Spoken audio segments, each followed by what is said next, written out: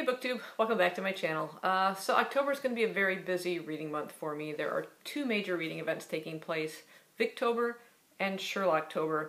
And also for me, for October, generally I like to focus on kind of scary, ghostly type books. So I'm trying to work all this around together, partially within that theme, and we'll see how it goes. But anyway, this is going to be my TBR for both of these readathons. I'm going to start out with Victober. That's a month-long read-along of Victorian literature, and we have four hosts. We have Ange at Beyond the Pages, Lucythereader, Katie Howe, and Katie at Books and Things. And there's apparently a Victober Goodreads group, which I haven't checked out yet, but I will. So there are 5 challenges. We'll go ahead and start with challenge number 1, which is Ange's challenge to read a book by one of the host's favorite Victorian authors. And those authors include Charlotte Bronte, Charles Dickens, Elizabeth Gaskell, or Thomas Hardy. And for this challenge, I've chose Charles Dickens, and I've got the book The Haunted House. This is actually a collection of stories that Dickens commissioned for his periodical all the year round. And it includes 8 short stories, 2 of them by Dickens, and others include Wilkie Collins and Elizabeth Gaskell, so that also satisfies that read a book by one of the other hosts' favorite authors. These are the collection of short stories and the authors. As you can see, Dickens is the first and the 8th one. And they're all focused on kind of haunted house type stories. I've had this for a bit, and seems the perfect time to read it. Challenge number 2 is Kate's challenge. Read a Victorian book with a proper noun, for example, a place or a person's name in the title. And I chose Carmella by J.Sheridan Lefanu. It's an Irish author who apparently focused a lot on horror and ghost type stories. This one is a book about a female vampire named Carmella. This was written some 25 years before Bram Stoker wrote Dracula. And apparently she is attracted to the female main character in here, so there's some lesbian undertones within the story. It's a very short little novella. It should be something I can get through fairly quickly. Number 3 is Katie's challenge. Read a book that was published in the first 10 years of the Victorian era and or published in the last 10 years. So that's 1837 to 1847 or 1891 to 1901. And for that I chose Anne Bronte's Agnes Grey. I had this book already at home, so it's a perfect choice. This was actually published in 1947, so kind of right at, or 1847, sorry, right at the end of the first 10 years. I really liked The Tenant of Wildfell Hall, her only other novel. This one is kind of loosely autobiographical. It focuses on Agnes Grey, who is a governess, a position that Anne Bronte held one time. And it kind of focuses on the lonely life, the kind of stagnant, intellectually stagnant and emotionally starved atmosphere of that particular profession at the time of the mid-19th century. So it should be interesting to see her insights into that within this particular novel. For number 4, it's Lucy's challenge. Read a Victorian book written by a woman anonymously or under a pseudonym. For that, I chose George Elliott's Silas Marner, the Weaver of Ravelot. I've never read anything by George Elliott. I've never had to read this in school. It says it's a vivid tale of a reclusive miser who finds redemption through the love of an abandoned child. So yes, again, these are all fairly short books that hopefully, if I don't get distracted by other things, I can get through rather quickly. Then there's a general challenge to read a Victorian book. Read a Victorian book and watch a screen adaptation of it. I couldn't find anything. I was hoping one of these had a screen adaptation. Obviously this wouldn't because it's a collection of short stories. I'm still going to look a little further for this one. I don't know if I'll have anything to actually satisfy that challenge. Then there's a bonus group read-along for Wives and Daughters by Elizabeth Gaskell. I've chosen the audiobook for this, so I can read that to and from work.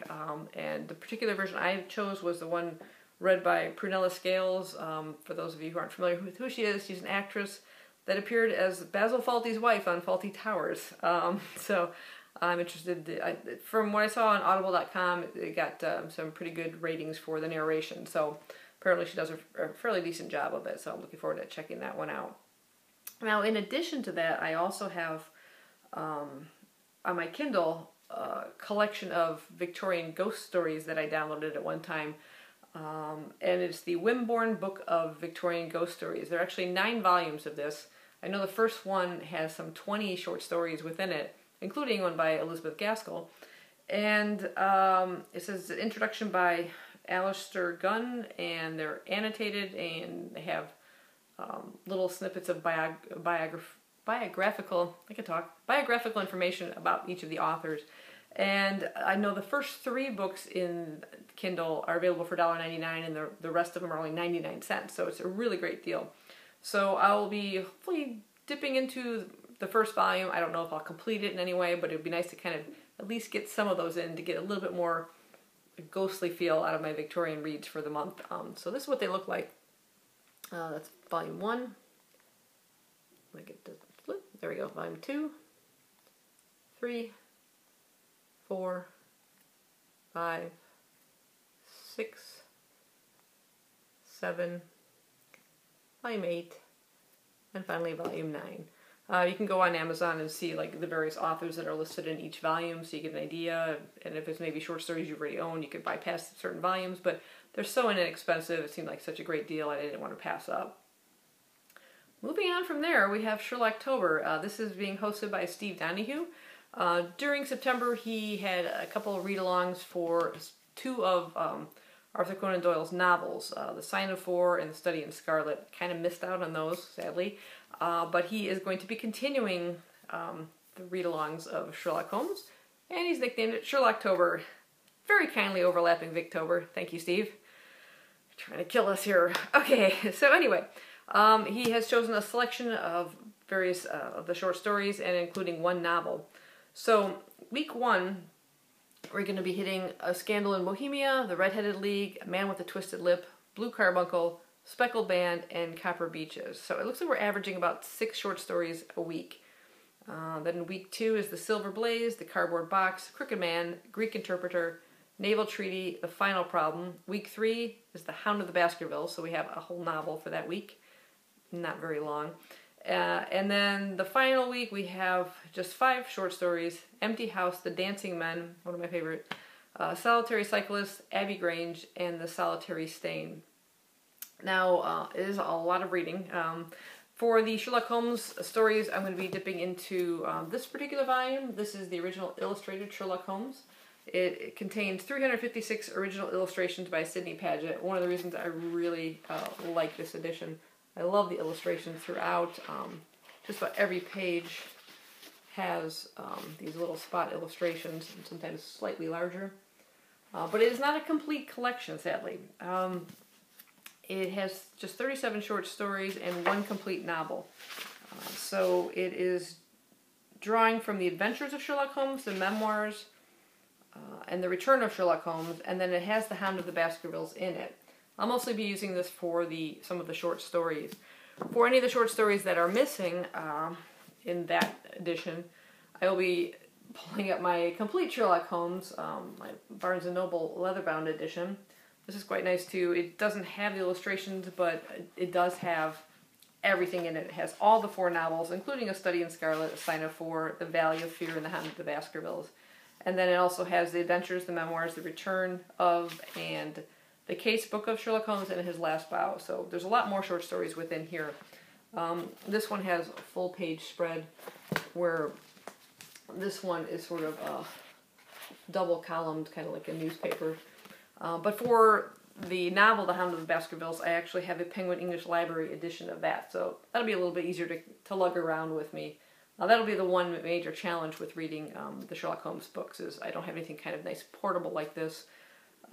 Unless I download something, we'll see. But anyway, so it's going to be a very busy reading month in October. So we have this whole chunk of books, plus the short stories in the Wimborne Book of Victorian Ghost Stories that I plan on reading as well. So if you guys are participating in any one of these readathons, let me know down below. I'm curious. Have any particular favorite Victorian authors? Have you read Victorian authors before? Do you find them a little daunting? I think it's going to be fun. So, yeah, I will see you guys next time. Bye-bye.